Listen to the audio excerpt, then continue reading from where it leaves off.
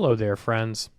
Welcome to BJJ Meditations. This is BJJ Meditations, episode number 62. I'm your host, Joe Hannon. Pleasure to be here with you all today. I'm a little bit, say, blunt this morning, meaning I'm not as sharp as I could be. Intense training last night, didn't sleep particularly well. My son decided he wanted to wake up at 4:30 and call for his mom.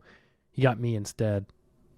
I think he's probably a little disappointed with that arrangement, but I suppose getting me is better than getting nothing. Anywho, I'll do my best to give you a good episode today. I have a lot on my mind. The question is whether I can articulate it cleanly. I'm studying Paul Schreiner's clinch approach to close guard right now, and having good success with it, particularly when combining it with the Dan Koval approach to close guard. Especially, I think the biggest takeaway I've gotten from studying Koval's approach is the hips in attack angle that you take when you get offline on your opponent. You have to constantly be hipping in. If you're simply pivoting around your opponent and you're not hipping in, it's very easy for them to re-square and recenter you, and then you have to repeat the whole process. But using that hip in combination with Paul's approach of using the clinch position has been really effective. And last night, I was super selective in who I was working with. Whenever I'm working on new stuff, I really like to focus on white belts and blue belts just to get reps in, kind of clean reps. It's kind of shitty on my part, but it's constructive to work with somebody who is generally younger, stronger, faster, but not as skilled because they're not privy to what I'm trying to do, so they're a step behind. And it's a good opportunity for me to sharpen what I'm working on before then taking it to purple belts, brown belts, and black belts. So that being said, those rounds tend to be more exhausting, so I'm just a little tired this morning. It's the nature of the beast. It's the nature of the beast when you're a master's level athlete, father of a 2-year-old, school owner, and so many other things to so many other people. But I wanted to talk a little bit today about this idea of certainty. And this has come up for me because I am spending a bit more time in the coach's seat lately than usual, both with my private clients and also in the school itself. And I've been a coach in some capacity now for maybe 3 years, jiu-jitsu coach. And I think I'm finally starting to get some traction with my approach. But I'm calling into question the validity of that traction and the validity of that approach because I'm reading this fantastic little book right now called The Captain Class. And it's written by a really brilliant sports journalist who took this statistical analytical approach to what makes the greatest teams of all time across sports great. And he sort of picks apart some of the common notions of greatness and shows just how the data don't really substantiate those claims. And one of them is this idea of the coach being the difference maker. And he proves through statistical analysis that while coaching has an impact, its impact is like a distant third or fourth behind some other factors. So it's really got me questioning what exactly coaches can do and should do for athletes. And I'm starting to think now that if a coach does have a value, which, qualitatively, intrinsically, I feel that coaches have value because I've had excellent coaches in my life. But if a coach has value, perhaps their value is maximized via developing the skill of asking the right questions. And I've been asking a lot of questions, both of myself as a self-coach and of a coach of others with the clients I work with and with the students I work with surrounding competition, because competition is sort of this pressure cooker of experience in jiu-jitsu, both from a technical standpoint and a psychological standpoint. It brings out levels of fear, anxiety, and doubt that aren't really there with the same level of intensity as if you were just going to the gym and training, right? So the question I'm asking of myself and of my clients as we navigate these processes together is like, what is the purpose of that fear, anxiety, and doubt, especially in competition? And, maybe it doesn't have a purpose at all. Maybe it's just a part of human experience. But there is this question also of, is the fear, the anxiety, and the doubt in competition something that we are supposed to or are inclined to move past or beyond? This was something I thought a lot about as a purple belt when I was competing a bit more regularly. I wanted to get to this point where I gave competition the same levels of fear, anxiety, and doubt as I would about putting on my shoes. And the idea here was you habituate yourself to this stimulus enough, and all of a sudden the response becomes substantially diminished, and squares with this notion of, is it something to be moving past or beyond? And that got me thinking, both in the context of my coaching and in the context of my self-coaching, of like, what is the true nature of the fear, anxiety, and doubt in competition? From where does it arise? Maybe it doesn't arise from anywhere. Maybe it's simply it co-arises with all these other experiences that we have as sentient beings. That's one possibility. I'm not exploring that possibility today. The possibility I'm concerning myself with right now as a coach and as an athlete is this idea of certainty. There's fear, anxiety, and doubt in competition. If you were my client and I were coaching you to get ready for a competition, and I could say to you, I guarantee you that the outcome of this competition will be X if you do A, B, and C. I guarantee it. Would you hypothetically then feel fear, anxiety, or doubt? You might, because you'd probably think I were some kind of huckster. But let's say that I was legitimate in this assertion, that I have such sound methodologies and I've repeated this process so many times that when people do A, B, and C, they get a guaranteed outcome that they want. In this case, it would be winning. How does that change things? And that proposition brings to mind this quote from Alan Watts that I wanted to share with you. Watts tells us, if you were God and you knew everything, you would be bored, because if looking at it from another way, we push technology to its farthest possible development, and if we had, instead of a dialed telephone on one's desk, a more complex system of buttons, and one touch could give you anything you wanted, Aladdin's lamp, you would eventually have to introduce a button labeled surprise, because all perfectly known futures are past. They have happened virtually. It is only the true future that is a surprise. So if you were God, you would say to yourself, man, get lost. So the only real future is surprise. And what I think Watts is saying here is that certainty is boring.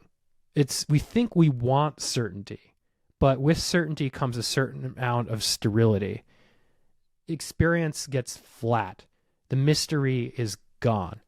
And I don't mean to turn this into a rant against technology. Like, I'm not a Luddite by any stretch. I work with clients in technological fields. I'm a podcaster, so I embrace technology to some degree. But Watts said that, I'm not sure what year it was, but it was either in the 60s or 70s, most likely. And think about everything that's changed since then, right? He's talking about a dialed telephone on a desk, like a rotary dial, presumably. Most of you listening to this podcast probably wouldn't know how to operate a rotary phone if you had to.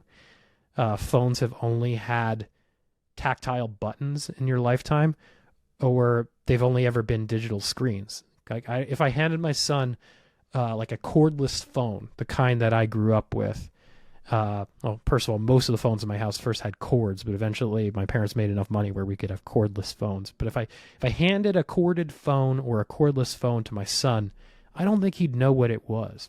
And he certainly wouldn't know what to do with it. So much has changed. Especially so much has changed technologically as it pertains to certainty. Large language models blow my mind when it comes to this aspect in particular. You could have a conversation in real time with a large language model, and your language, the words that you are choosing, are programming this large language model in real time to respond to you spontaneously. Like it's wild, and the degree of precision that they can respond to you is astonishing. Like I do a fair bit of professional writing in the medical space, and nothing I get out of an LLM ever goes like straight into an article or anything like that. I fact check it, and of course I rewrite it to my own liking. But in terms of fact finding and gaining high level understanding, it's just leaps and bounds ahead of even where Google search is right now. And there's incredible utility to that, but it comes at the expense of mystery. It's certainty. Certainty comes at the expense of mystery. So a lot of what Alan is talking about here is coming to pass. We are in this time and space where certainty or uncertainty or mystery is an endangered species. And we think we want certainty, but we're very closely going to be getting to a space, I think, where we actually want the opposite. And this gets really interesting when you consider sort of the Hindu idea of cosmology and spirituality, this idea that we're all God in disguise, playing out this cosmic drama. So we're essentially God that has forgotten that we're God. You know, we're playing a part. We're wearing this mask, and we've become so closely associated with the mask that we've forgotten it's a mask. And the whole spiritual journey is this realization that, you know, you are God in disguise. And I suppose I'm not Hindu, but it strikes me as if you were truly invested in that religion and that cosmology, and you came to that realization, and you were among people who held that same spiritual belief. So you said, I just realized that I'm God in disguise. They would probably look at you and smile and say, that's great. Now, can you please pass the salt? Right? Now, put that in the Western canon of religion, and you say like, oh, I just realized that I'm God. Well, that gets you burned at the stake. It's quite two very different outcomes, right? But it gets interesting when you think about that and this idea, this quest for certainty. You know, you have this quest for certainty. You have this realization that there is a Godhead figure like deep inside of you, and all of a sudden that quest for certainty seems kind of absurd, especially when you put it in the greater context of this very deep need for surprise, for mystery. So we think we want certainty, but this thinking we want certainty is the thing, I think, that produces the fear, the anxiety, and the doubt. And if we had this antidote to that, this button, this machine on our desk that Watts is talking about, where we could see every single outcome, this crystal ball of epic proportion, eventually we would want a different button on the machine that said, give us a surprise. So we would probably do all sorts of things if we were that God figure, right? To have that surprise. We would want to forget that we were God. We would want to go out and have these experiences. We might even want to do something absurd like go out and compete in jiu-jitsu. I'm also thinking about this coaching journey and these questions of certainty in the context of one of my son's favorite shows, Bluey. And, spoiler alert, I'm going to talk about the episode The Sign, which is the longer 28-minute episode they just released. It's supposed to be the last episode, but that ended up not being true either. Surprise. But in this episode, one of my favorite characters has a very prominent role to play. And the character's name is Calypso. I think Calypso might be some sort of a collie, but she's Bluey's school teacher, and she's this mystical type figure. And she's fascinating because of the whimsy and the ease that she brings to these very somewhat turbulent and uncertain encounters with these young children. And in this particular episode, Bluey is distressed because her house is being sold, and presumably she and her family are going to have to move to another city. And all of the children in the school take this news very hard. They're very upset. And Calypso, being the sage-like collie that she is, reads this ancient story, which I've heard multiple versions of this farmer. And this farmer is experiencing all sorts of things which the townspeople tend to interpret as good or bad. And one example, the farmer's son injures his leg, and the townspeople say, "Oh, what bad luck! Your son's hurt. This is a real shame." And the farmer says, "We'll see." And then a few weeks pass in this episode of Bluey in the story, and there's a war that breaks out, and all the other young men in the village get drafted to go fight the world war, except for the son, because he has his broken leg. And the townspeople, of course, say, "Oh, what good luck. Your son avoided the war. Ours didn't." And the farmer just says, "We'll see." Because there are no finite endings to this story. There is no certainty. We never really know what's going to happen. And it's very easy to get wound up in the emotional inertia of whatever's happening in real time, whether that be a jiu-jitsu competition, whether that be strife in your working life, whether that be strife in your romantic life. But it's worth remembering that we're all playing an infinite game here. We're playing this game that really has no defined outcomes. And we're playing a game that's just so fucking delightful and weird that we play it for its own sake. Because if you think about it, in my mind anyway, life is an infinite game. We don't really know where any of this is going. At times we love it. At times we loathe it. But we're so deeply invested in it for the most part. And we keep doing it. And I think we keep doing it because there's always this opportunity to see. We will see. The only certainty really in this infinite game is that there is no certainty. We're constantly engaged, and we're constantly engaged because of the mystery, because we want to see what happens next. And I think that's certainly embodied by every single time we slap hands and bump fists with an opponent. A training partner would be better words for it. There's nothing adversarial there. We're both just so enraptured by the mystery, and we both just want to see what happens. And I'm also to sort of like put a period at the end of the sentence here. I was also thinking about this quote this morning as I was brainstorming what I wanted to say on this episode of the podcast, which is, this quote is often attributed to Martin Luther, but I think it's another one of those sage-like parabolic quotes that just is timeless, and it's timeless because of its truth. And the quote is, "Even if I knew tomorrow were the end of the world, I would still plant a tree." We're still planting that tree every single time we roll, every single time we get out of bed, every single time we hug our children, every single time we kiss our partner. I would encourage you all to go out today, and whatever that tree is for you, go plant it. That's all I've got for you this week, folks. I really want to thank you for your time and attention. I really want to thank you for being a part of this community. That's the whole reason why I started doing this podcast, is to feel a little less alone in the world and to share a few things that I've learned along the way.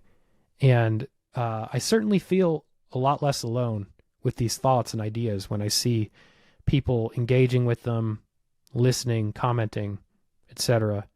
Even if you're just commenting on my taste in Steely Dan albums, I appreciate that. So thank you. The more tactical things that I always close the episode with, you can go to bjjmeditations.com. That's where you can book coaching sessions with me, or you can make a donation to offset the cost of production. You can also listen to the highest levels on BJJ Mental Models Premium.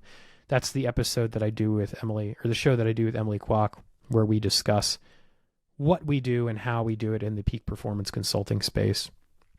If you're interested in sponsoring BJJ Meditations, you can write me at bjjmeditations@gmail.com. You can write me there with whatever you want. I'd love to talk to you. If you don't feel like working with me as a coach or making a donation, the next best thing you can do to support the podcast is to like, subscribe, review, and share wherever you're listening or watching. You can also follow on Instagram, BJJ_meditations. You can read my work on Substack, johanna.substack.com.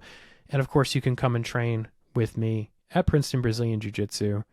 Josh Liu from 1-800-BJJ-HELP is going to be dropping in tomorrow. I'm really excited to finally meet him face-to-face and train some jiu-jitsu with him. And I'd be equally as excited to train with any of you. Just say you are a listener of the podcast.